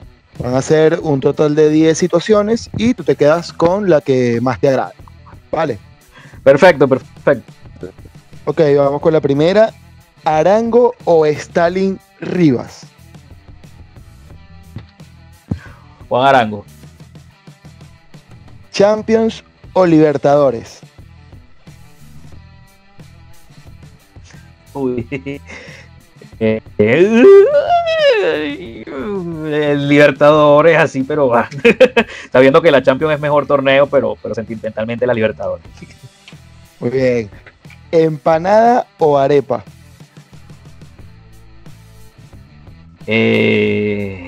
Empanada. Perfecto. ¿Maradona o Pelé? Uy. En el campo, Maradona. ¿Y fuera del campo? Pelé, obviamente, nos tuvo una vida más tranquila.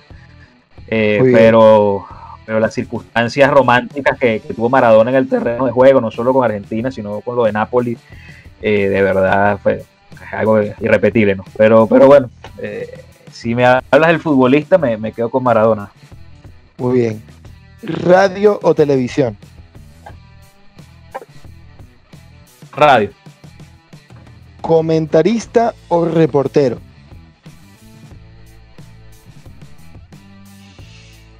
Uy, esa está difícil porque me gustan las dos, me gustan las dos demasiado. Creo que por una nariz gana comentarista, por una nariz. Perfecto. ¿Margarita o Mérida?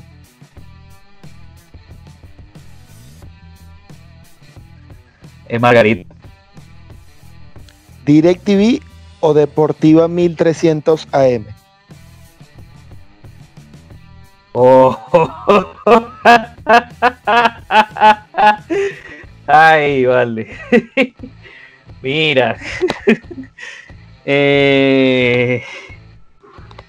Estoy como Maradona.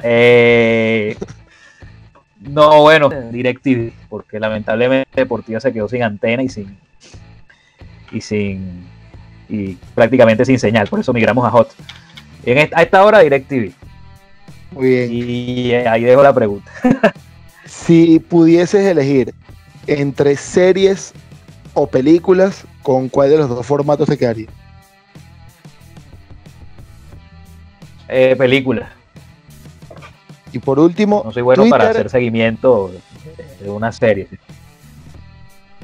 Bien. Y por último, Twitter o Instagram.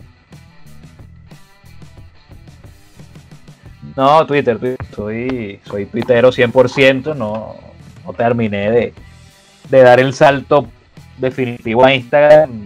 Lo uso como algo, como colgarle fotos para la familia y ya. Yo siempre he pensado tener un Instagram de corte más periodístico, más profesional, pero no, por alguna circunstancia no nació y Twitter es mi ventana y me agrada más como red social informativa. Muy bien, Alfredo, pues así termina la sección de balón dividido. Te costó un poquito en algunos tramos del campo, pero bueno, creo que finalmente te quedaste con la pelota. Así que ya le damos el pase a Carlos Vieira para que defina de cara al arco. No, estuvo bien, estuvo bastante prolijo, ¿no? Ahí en la mitad de la cancha, aunque sí, tuvo pelotas ahí bastante divididas. Lo oyeron. Esa pelota fue complicada. Te pusieron a pelear la pelota con Gattuso. Ahí no está fácil. Bien, bueno, volviendo de nuevo, a esta tertulia, ¿no? Con Alfredo Coronis, nuestro invitado el día de hoy en este podcast de Minuto y Resultado 2.0.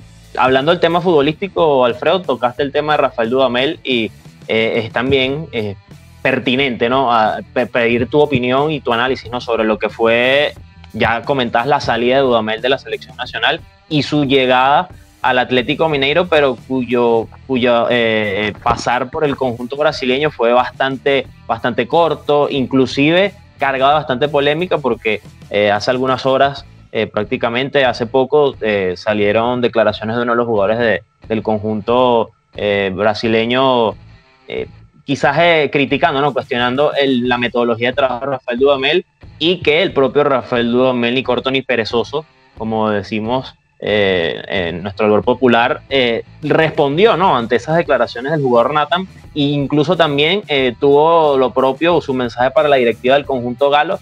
Bueno, tu opinión, ¿no? Porque esto es algo que evidentemente nuestro fútbol de algún modo lo golpea, porque quizás fue la internacionalización de un director técnico de forma importante, ¿no? Como la de Rafael Dudamel, a llegar a un equipo histórico como el Atlético Mineiro, pero que, bueno, finalmente su pasar por el conjunto brasileño no fue el mejor. Sí, creo que en vista de la circunstanciación, Rafael, bueno, tampoco es que iba a cualquier equipo, ¿no? Iba a Atlético Mineiro, como tú lo dices, pero se montó en el primer barco que pasara, ¿no? Yo siempre le decía a quienes, cuando había tantos rumores de salidas de hace tiempo, porque a Dudamel siempre le acompañaba el rumor de la salida, que él era muy astuto como para dejar la estabilidad de la selección nacional para irse a un club que sabe donde no le van a tener paciencia. Y de hecho, conocimiento de que rechazó varias ofertas por eso, porque en un club tú pierdes 5 jornadas y adiós. En la selección, bueno, puedes pasar un año calendario tranquilo, de alguna manera. Pero sí se hizo insostenible la situación, y bueno, cuando llega Atlético Mineiro, sí creo que no dejó atrás vicios propios del entrenador venezolano.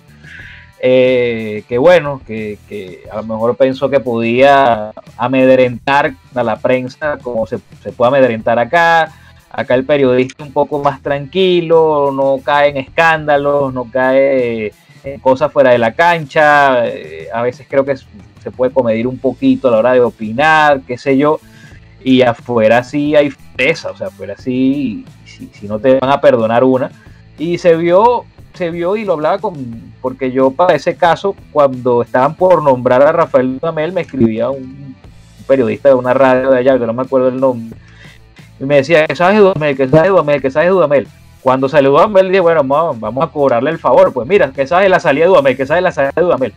Y él me contó que en efecto, o sea, que yo pensaba que había generado resquemor en la prensa, eso, el reclamo que había hecho de divulgar la alineación, que le reclamó. Y más bien lo tomaron como algo que les dio, y perdonen lo peyorativo y folclórico, pero como que les dio cositas. Fue lo que me dio a entender. No, vale, si eso más bien nos dio un poquito de gracia, como que, ¿cómo él va a pretender que nosotros ocultemos eso, vale? Entonces ahí queda mal parado el técnico porque no se ve con los pergaminos internacionales de saber afrontar la prensa, la afición, la presión. Y lo que me decía el colega era que lo que sí detonó las opiniones negativas fue que el equipo no sabía qué jugaba, si era un equipo de posición, un equipo de transición rápida, era una mezcolanza, como por muchos ratos vimos lo que era la Vinotinto, y eso sí le generó opinión negativa, y bueno, por eso no hubo paciencia. Por lo mejor me dice, si es un equipo que claramente juega bien y va a la posesión y tiene mala suerte de ganar, se puede tener un poco de paciencia, pero como no sabía que se jugaba, no tuvo ningún sustento. Entonces, yo creo que la lección de y ojalá la aprendan, es que muchos técnicos venezolanos en partidos hasta intrascendentes te ocultan lesionados, te ocultan el 11 que quieren, que no quieren hablar, que no quieren que vayas al entrenamiento, y esto le hace mucho daño a la dinámica informativa y comunicacional, y porque si de por sí, salvo en algunos sitios puntuales, la afición del fútbol venezolano en cuanto a clubes se sigue construyendo, qué sabroso es llegar a la panadería y hablar, mira, qué broma, Anderson Contreras está lesionado, ¿quién irá a poner Chita? Bueno, yo creo que va a poner a André Buti con fulano y sutano. Entonces empieza, o sea, ya está generando debate. Igual con la selección nacional, si hay un indicativo claro, que eso se perdió mucho en la etapa final de Dudamel, que decía, mira, está lesionado, qué sé yo, o está suspendido ya Ángel Herrera, ¿cómo vamos a rearmar la primera línea de volante? Entonces Carlos dice una cosa, el compañero dice otra, digo, oye, empezamos a hablar, generamos el debate, pero si y se genera el debate en la panadería, en la radio, en la estación de servicio, en todos lados, pero si no hay de qué hablar, no vas a hablar. Entonces ese secretismo no le va a hacer bien a la imagen del fútbol y a la conversa, y recuerden que la imagen y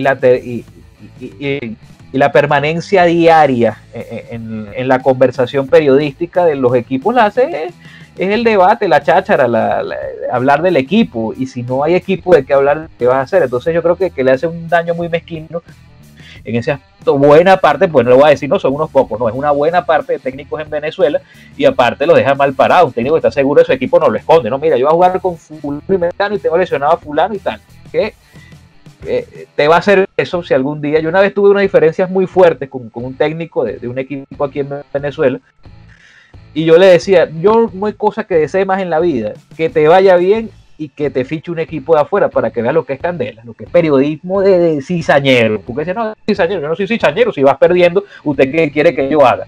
Yo estoy reflejando eso, ni siquiera le faltaba el respeto a usted. O sea, yo analizo lo que considero que está mal, pero si a usted le molesta la crítica, no me esté en su cargo. Entonces, en otros países son más despiadados, o sea, y muchos no lo soportan. Yo creo que esa es la enseñanza que debería dejar el caso de Dudamel a sus colegas aquí en Venezuela.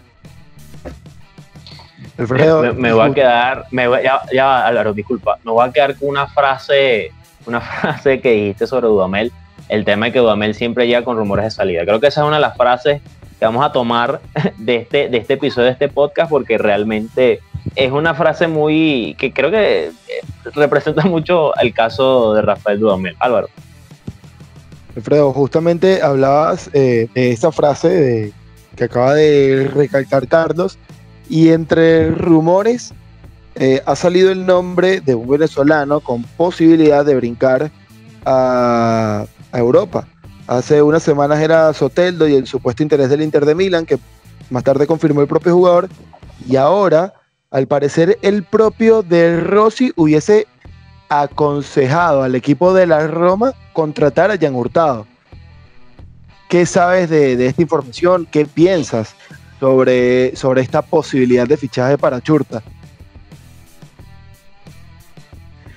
Sí, en el caso de Churta, mira, evidentemente a nosotros nos alegra mucho la popularidad de los equipos. O sea, cuando tenemos un venezolano en Boca, tenemos un venezolano en tal sitio, pero yo creo que lo que más falta le hace a Churta es regularidad. O sea, si va a Roma, qué chévere, estás en Roma, pero vas a jugar una Cuaresma o toca ir a Primavera, qué sé yo, yo creo que detienes un poquito el avance, ¿no?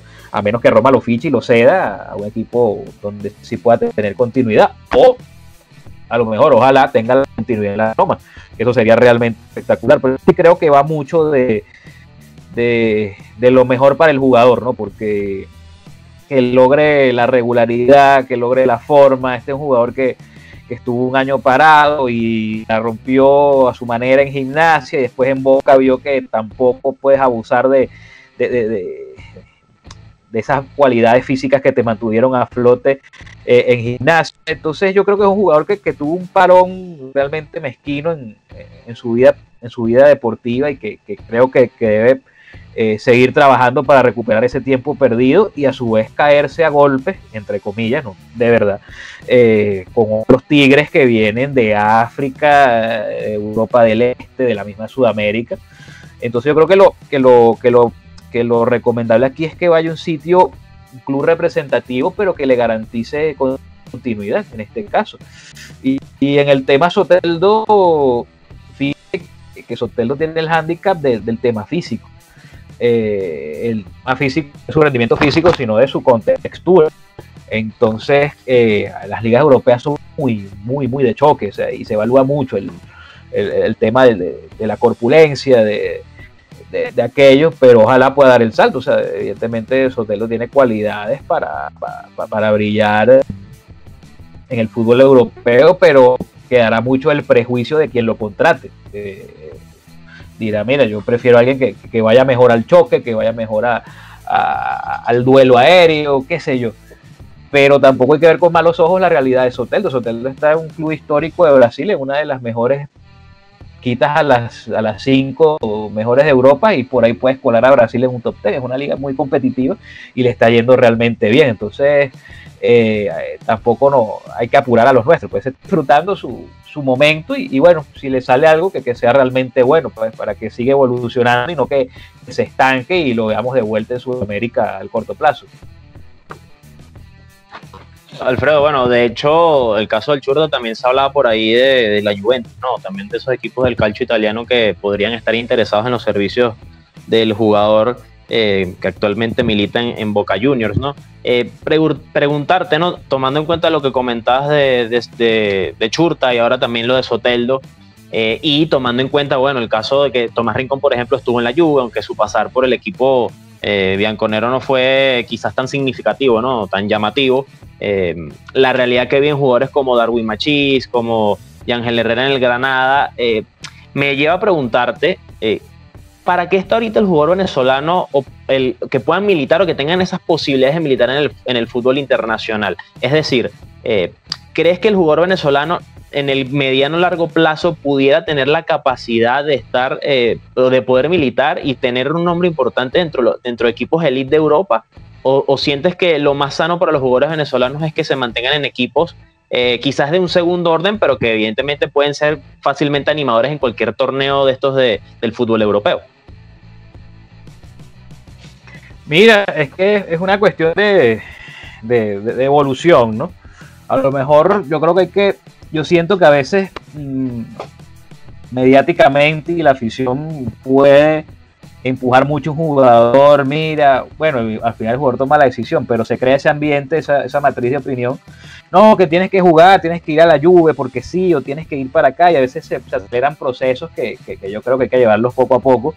Yo sí creo que hay jugadores que a lo mejor pueden estar tranquilamente en un cuadro de alta gama, pero yo creo que también hay que tener paciencia a los que vienen. Por ejemplo, Yángel Herrera me parece que es un gran jugador, y por ahí lo compró el Grupo City, que es el dueño del Manchester, es el dueño del Manchester City, Girona, el Yokohama, o sea, es una multinacional del fútbol. Y bueno, ese es su pick, y bueno, lo ha ido moviendo para que agarre experiencia. A lo mejor en algún momento termina jugando en el Manchester City o termina en un club que sea de gran nivel, pero es algo que debe ir ganándose poco a poco y hacer vida y no acelerar procesos, ¿no? Yo sé que en algún momento vamos a tener un gran jugador en un gran equipo de Europa y que sea regular, no que se tome un café o algo y se vaya, o sea, pero hay que tenerle la paciencia necesaria. A veces nos acordamos por por la ilusión de tener todos un venezolano que nos represente a gran escala y a lo mejor no, la realidad nos golpeó un poquito duro, pero también hay que ver de dónde viene el jugador venezolano. Yo creo que los jugadores venezolanos son muy talentosos para las estructuras de desarrollo del país. Son pocos los equipos que te desarrollan correctamente a un jugador, entonces más bien estamos haciendo milagros en ese caso, entonces tampoco pidamos que exportar a cada rato jugadores al Barcelona, al Real Madrid, a la Juventus, al Bayern, porque nuestra estructura es deficiente. Más bien en los chicos que han logrado salir lo han hecho contra toda esa adversidad y es de admirar. Entonces yo creo que poco a poco, o sea, yo creo que en algún momento va a llegar ese día en que tengamos jugadores fijos en grandes equipos.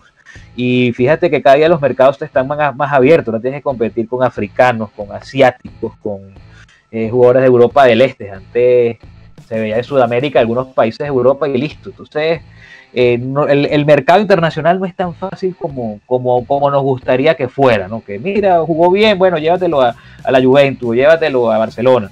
Pero yo creo que ese momento va a llegar tarde o temprano, porque si el futbolista venezolano en circunstancias así ha logrado instalarse en Europa, en equipos medios, en que hay jugadores que han jugado Champions, jugadores que Salomón, que a mí me parece que le fue bien en la Premier League. Caramba, si tuviéramos un sistema más trabajado de desarrollo futbolista, imagínate las posibilidades que tendríamos. Alfredo, lamentablemente pues la entrevista va llegando a su fin, pero no podemos permitir que se termine sin que nos cuentes sobre esa casi cobertura de una final de Champions. Cuéntanos cómo fue esa experiencia, qué fue lo que pasó, por qué es casi y por qué no se dio. Sí, fíjate, como te decía, que uno de mis maestros era Carlos Daniel Avilán. Él hizo una cobertura, no sé si uno o dos, pero él cubrió finales de Champions para el diario Líder. Imagínate cómo eran aquellos tiempos, o sea, que el periódico le pagó todo. Cuando tuvo la acreditación, bueno, aquí tiene su pasaje, tiene sus viáticos, va bien y nos hace la cobertura. Y yo decía, oye, qué bien, o sea, si Carlos pudo, yo puedo, o sea, me gustaría seguir sus pasos, porque de verdad es un modelo para mí. Lo que él me comentaba es que no fue fácil y que al tercer intento fue que por fin le admitieron. Y yo estoy en el sistema de acreditaciones de FIFA y UEFA me reconocen como periodista. Ahí partimos. Eso no lo tiene Conmebol. Conmebol tú vas y mira, el que quiere ir a la Copa América, tú ahí se acredita. Para ir a un mundial y para cubrir algún evento UEFA, tú tienes que pertenecer primero a un sistema. Y el de UEFA es como 4 veces más exigente que el de FIFA. El de FIFA me pedía, mira, cuál es su identificación, medio, cuestión, todo, me pedía una cantidad de datos enorme. Y yo, bueno, sí, mira, aquí está, bueno, está aprobado. Y a partir de esa intranet de FIFA, tú solicitas las credenciales para los distintos eventos, los distintos mundiales. En UEFA, mira, casi me pidieron la partida de nacimiento, y de hecho me decían, bueno, queremos que nos publique, que nos adjunte 3 trabajos que tengan que ver con UEFA o jugadores que militen jugadores que hagan vida en Europa, y decía ahí en un inciso, o sea, no aceptamos trabajos reconvertidos. Yo, Dios mío, pero ¿de dónde yo saco esto? Y me acordé que había entrevistado a Radamel Falcao en alguna ocasión en Colombia. Salomón Rondón, bueno, él juega Champions, UEFA, ese vale. Y también, no recuerdo si adjunté la de Messi o la de otro jugador que me tocó en alguna cobertura. Y bueno, ahí está, mira, están los jugadores que... Mira, yo entrevisté a jugadores que hacen bien en Europa, ¿vale? Ustedes están en Sudamérica. Entonces, bueno, pues de una semana me llegó mira, si usted puede estar en el sistema UEFA. Ay, es una maravilla, o sea, tienes acceso a mucha data, a videos, de verdad es espectacular. Y bueno, y a partir de ahí empezaba a postular a Champions. Entonces, bueno, más postularme este año. No, negado. Bueno, Avilán dijo que eran 3 finales, que eran 3 intentos. La siguiente, no, negado. Y cuando iba a ir al tercer intento, que me iba a animar, no tenía los recursos para ir, ni el periódico tenía los recursos para ir. Y eso ya estaba entrando en Meridiano. En esa etapa en que Meridiano cayó un poquito. Entonces yo digo, oye, bueno, en la tercera intentona envié y al final no terminé acreditándome para esa final, pero bueno, pensé que podía darse. De hecho, entiendo que ahí ya había como una ventana abierta para poder uno enrolarse, pero no se dio al final por temas económicos, y bueno, ya lo intentaré de otra manera, ¿no? Pero sí, yo creo que eso es un tema pendiente, pues. O sea, tenía el camino ya listo para ser acreditado, y más allá que sea el tercer intento, ya había alguna recomendación que, mira, sí, que algún elemento adicional que me iba a proporcionar la acreditación, pero la última fue un tema económico. Pero eso es algo que tengo pendiente por ahí, y bueno, más temprano que tarde, si cambia de dirección el viento, lo vamos a hacer algún día. Y si no, bueno, se intentó, que me quedo con la satisfacción.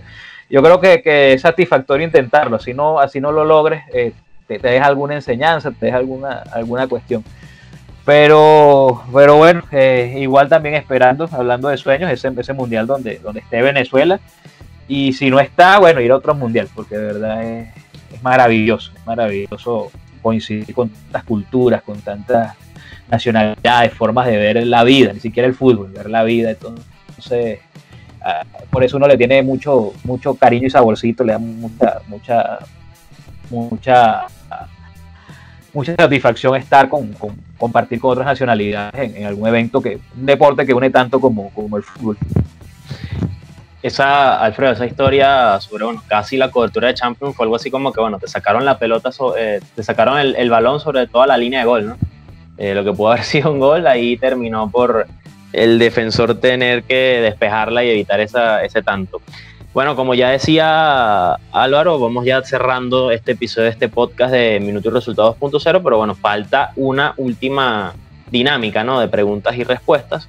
Este segmento lo definimos como definición al arco, valga la redundancia. Aquí, bueno, tienes que vestirte de artillero y, bueno, pelota que te mandemos, pelota que tienes que meter al arco. Esa efectividad tiene que estar por lo menos un gol por partido, un promedio ahí perfecto.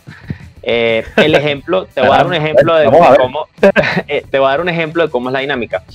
Yo te voy a dar un nombre, o te voy a dar una palabra, y tú vas a decir lo que se te venga en mente en ese momento. Por ejemplo, te digo Juan y tú me puedes responder Arango. No sé si ya me entiendes. Estadio Olímpico, por ejemplo. ¿Sí? Ok, dale. Chévere, son 10 preguntitas también. Vamos a arrancar con la primera. Conexión. Goleadora. Radio. Deportiva 1300. Fútbol. Español. Vino tinto.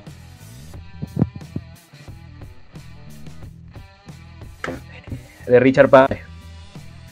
Periodismo. Impreso. Visconti. El tipo. Caracas. La capital. La Guaira. La Marsella del Caribe. UCB. La gran Universidad de Venezuela. Y por último, Coronis, perdón. Un tipo chévere. Muy bien, Alfredo. Bueno, de lo que te decía, ¿no? Ahí fuiste un artillero. De 10-10, un gol por partido. Un gol en 10 partidos, un gol. ¿No? Ahí no me pusiste por DirecTV, eso no se hace. Esa jugada fue difícil ahí. Como te decía, estabas con llenar. No, está bien, así. Así está bien, el periodismo tiene que poner a dudar, a complicar y buscar respuestas. Eso está bien, eso está muy bien de su parte.